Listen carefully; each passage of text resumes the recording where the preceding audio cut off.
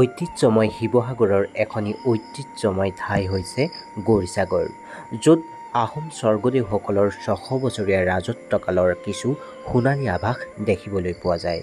সেয়েহে প্ৰিয় দৰ্শকসকল, আজি মিনি ব্লগটো প্ৰস্তুত কৰিছোঁ গৌৰীসাগৰৰ কিছু চমু আভাস দিম বুলি। এইখন হৈছে গৌৰীসাগৰৰ মূল মংগলবৰীয়া বজাৰ।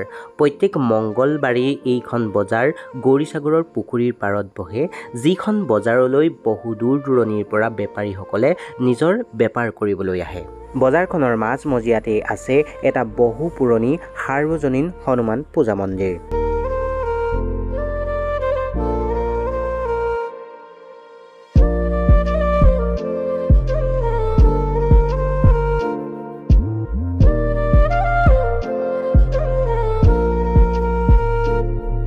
এইটো হৈছে গৌৰীসাগৰ পুখুৰী। শিৱসাগৰ চহৰৰ পৰা প্ৰায় পশ্চিমে ১১ কিলোমিটাৰ দূৰত্বত অৱস্থিত এই পুখুৰীটো বৰৰজা বা ফুলেশ্বৰী কুঁৱৰীয়ে খ্ৰীষ্টপূৰ্ব ১৭১৫ৰ পৰা ১৭১৭ৰ ভিতৰত খন্দুৱাইছিল।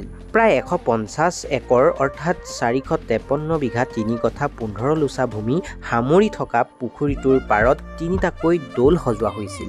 গৌৰীসাগৰ পুখুৰীৰ উত্তৰ তীৰৰ পূব সীমান্তত অৱস্থিত এয়া হৈছে দেৱীদৌল। গৌৰীসাগৰৰ তিনিওটা মন্দিৰৰ ভিতৰত ই সকলোতকৈ ডাঙৰ। বৰৰজা ফুলেশ্বৰীৰ নিৰ্দেশ অনুসৰি ইটা আৰু পাথৰেৰে এই দৌল নিৰ্মাণ কৰা হৈছিল।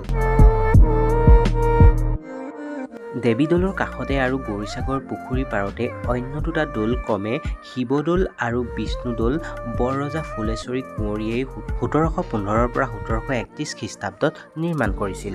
অন্যান্য দৌলতকৈ পৃথক কাৰুকাৰ্য থকা এই তিনিওটা দৌল আছিল এসময়ত পৰ্যটকৰ আকৰ্ষণৰ কেন্দ্ৰবিন্দু। উল্লেখযোগ্য যে আহোম ৰাজত্বৰ অন্যতম সাক্ষী থকা এই দৌল তিনিওটা আছে পুৰাতত্ত্ব বিভাগৰ অধীনত। ৰংপুৰৰ পৰা গৌৰীসাগৰৰ পৰ্যটন আহোম ৰাজত্বৰ সাক্ষী বহু সমল আছে এই তিনিওটা দৌলত। অসমীয়া জাতিক সমৃদ্ধিশালী কৰা এই সম্পদসমূহক পুৰাতত্ত্ব বিভাগৰ অৱহেলাৰ কাৰণে কিছুমান সম্পদ ধ্বংসৰ স্তূপত পৰিণত হৈছে।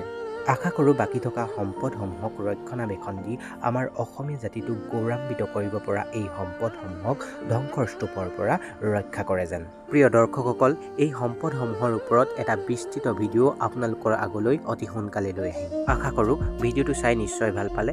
যদি ভাল পালে লাইক, কমেণ্ট, শ্বেয়াৰ আৰু ছাবস্ক্ৰাইব নিশ্চয় কৰিব। তেন্তে আজিলৈ মাগিছোঁ বিদায়। জয় আই অসম।